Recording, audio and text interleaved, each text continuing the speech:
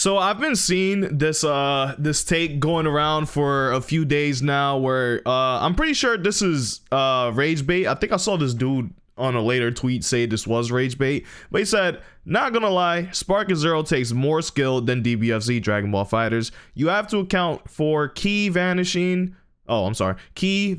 sparking mode, super counters, neutral, spacing, skill moves, and many other variables in Spark and Zero. DBFZ, you can't just touch a nigga one time and kill him.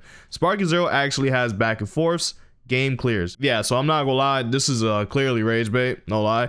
But this started like an actual debate where some people was genuinely saying that Spark and Zero takes more skill than fighters, where I gotta come and say this as someone who's been playing fighters since day one. No, the f it doesn't. And I'll say this because I don't know about you guys, but I don't really play traditional fighting games that much because, to be honest, I've always been not very good at them. But when FighterZ came out, it's Dragon Ball, it's a traditional fighting game, I was like, you know what, let me play it. I played some ranked. Not gonna lie, I was doing auto combos a lot, but at some point I got spanked by my brother badly. He's amazing at FighterZ, well, at least when it was at its peak. He hasn't played it like that in a while, but my brother spanked me and I decided to search up YouTube tutorials to learn some more advanced combos, and the farthest I could get is some genuinely great advanced combos, but I always struggled at learning rejumps. Anyways, I'm getting off topic. I disagree wholeheartedly with this take. I don't think I don't think Spark and Zero requires more skill than fighters. For the simple fact that Spark and Zero is very spammable. I'm not gonna lie. Like I wanna say like the first few seasons, and by seasons I mean like ranked updates, I like to call those seasons, of Spark and Zero were just so toxic. I remember there was plenty of times where I fought a Kefla where they would just go, a Super Saiyan 2 Kefla, I believe, where they would go sparking because she had an auto spark, just slowly like fly into you while firing ki blasts to keep you in place, and then do her ult, which was super hard to dodge in my opinion. I'm not very good at timing my vanishes. Super hard to guard. There was a lot of moments like that where it was just a lot of spammable shit, a lot of broken shit in sparking. Not to say FighterZ can't be as broken, because I'm sure everyone remembers the fusion meta, especially Vegito. He was, oh my god. I didn't play much during UI Goku. Like by the time UI Goku came out, I kind of stopped playing FighterZ because I plateaued once again. I plateaued in like demon rank. And I was just like, I cannot get much better, bro. And if I were to do a video, it would just be me getting spanked left and right. Although maybe I could have just kept playing and probably would have just learned the combos I was struggling to learn. But I play a lot of games, to be honest. Now I do know of Saiyan Legend Gojo Satoru. I do know of him. I'm part of a Spark and Zero community. I think it's called Tenkaichi 4 World. Super chill community, super cool community. I've seen this guy in a bunch of it. I think he's a mod actually.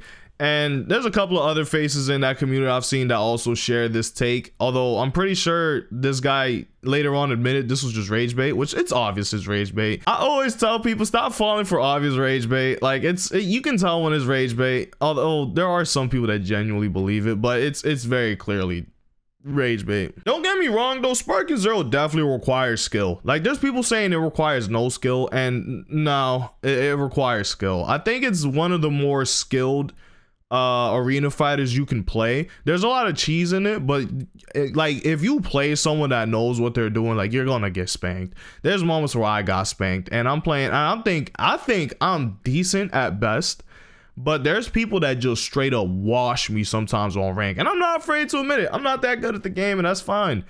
But yeah, I'm not gonna lie, like I don't know what some people were saying. Swag Kage over here, that's a name I haven't seen in a while. He said as someone who got into S5 in like a week, I'm not gonna lie, I got into S5, I made as high as like S3 at some point within the first 2 months of Sparking Zero. And I was playing his Future Trunks, well, from Super. His that variation is called Future Trunks.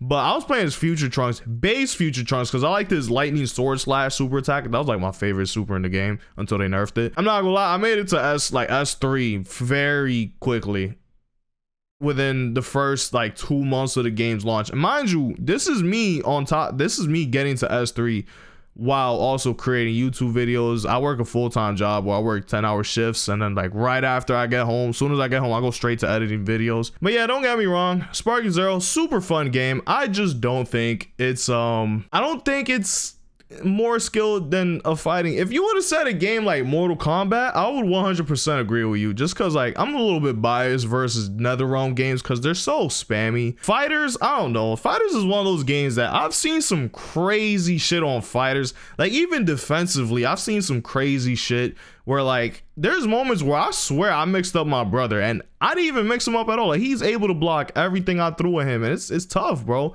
It's tough. So it's genuinely one of those games. You also got to get frame data down. I only know about frame data literally because of my brother. Once again, y'all should go check out my brother. He plays a lot of fighting games. But let me know, what do you guys think? Do you guys believe Sparking Zero requires more skill than Dragon Ball FighterZ? I truly believe it doesn't. Although I will say I think it requires more skill compared to most anime fighting games, arena fighting games especially. I think it requires more skill than a lot of those games. Like in my opinion, I'm sorry Naruto fans, I love the Storm games. Don't get me wrong, I love the Storm games.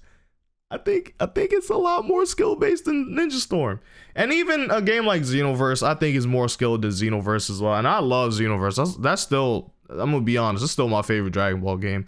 Despite I don't make content on Xenoverse no more. Mainly because I can't connect with my brother when I'm trying to play or a mission, trying to play matches with him. At least on the PC, and I never tried on PS5. I mean, I've seen some people talking crazy to each other under this tweet. I've seen like people in the community talking crazy to each other. I just want to say it's not that serious. It's just a fighting game. It's just games. If there's a problem, I say settle it in a match. Play a match against each other, whichever game's agreed upon.